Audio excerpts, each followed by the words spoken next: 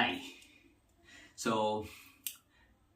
ದಿನ ನಾನು ನಿದ್ದೆ ಮಾಡೋಕ್ಕೆ ಮುಂಚೆ ಜಸ್ಟ್ ಆವತ್ತಿನ ದಿನ ಏನಾಯಿತು, ಹೇಗೆ ನಡೀತು ಆವತ್ತಿನ ದಿನ, ಏನಾದರೂ ಮಿಸ್ಟೇಕ್ಸ್ ಇತ್ತಾ, ಏನಾದರೂ ಅಚೀವ್ಮೆಂಟ್ ಮಾಡಿದ್ನ ಅವತ್ತು, ಜಸ್ಟ್ ಒಂದು 2 minutes ಯೋಚನೆ ಮಾಡ್ತೀನಿ ಹೌ ವಾಸ್ ಮೈ ಡೇ ಅಂತ.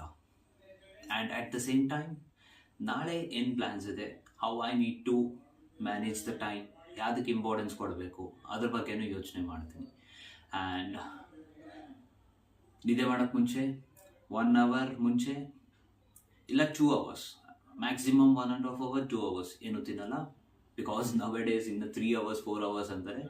ಬಟ್ ನಿದ್ದೆ ಮಾಡೋಕ್ಕೆ ಮುಂಚೆ 2 hours I try to avoid eating anything so that ಆರಾಮಾಗಿ ನಿದ್ದೆ ಮಾಡ್ಬೋದು, ಹೊಟ್ಟೆ ಹೆವಿ ಅನ್ಸಲ್ಲ. ಆಮೇಲೆ ತಿಂದಾದ್ಮೇಲೆ ವಾಕಿಂಗ್ ಮಾಡ್ತೀನಿ. ವಾಕಿಂಗ್ ಮಾಡಾದ್ಮೇಲೆ ಒಂದು ಸ್ವಲ್ಪ ಡೈಜೆಷನ್ ಆಗಿರುತ್ತೆ, ಆರಾಮಾಗಿ ನಿದ್ದೆ ಬರುತ್ತೆ. And just I thank to God for giving me an opportunity to serve the society.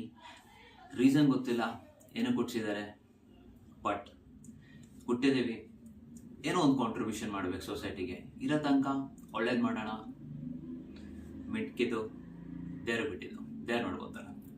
And I also thank to God, ನಾಳೆ ಎದ್ದಿದ್ದೀನಿ ಅಂದರೆ ಯಾವುದೋ ಒಂದು ರೀಸನ್ ಇರುತ್ತೆ, ಒಂದು ಪರ್ಪಸ್ ಇರುತ್ತೆ. That's what I believe in it. By saying this, good night.